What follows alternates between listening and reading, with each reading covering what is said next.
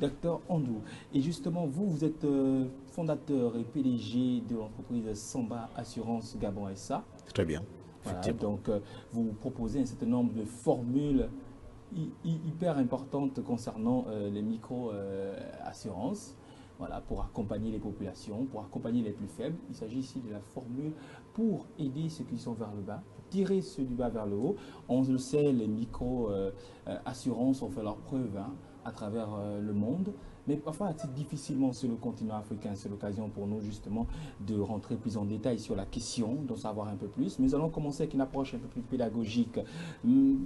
Docteur Marc Nabet, la microfinance, il s'agit de quoi exactement et graduellement chuter vers les micro-assurances et micro-crédits? Alors, je ne suis pas docteur, mais effectivement, je travaille depuis 25 ans sur ces sujets de l'assurance et de la micro-assurance.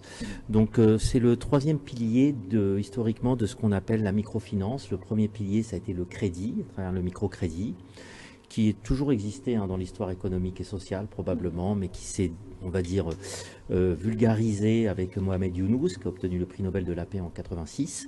Ensuite, très vite et de façon concomitante, l'épargne était en même lien, disons, d'importance que le crédit.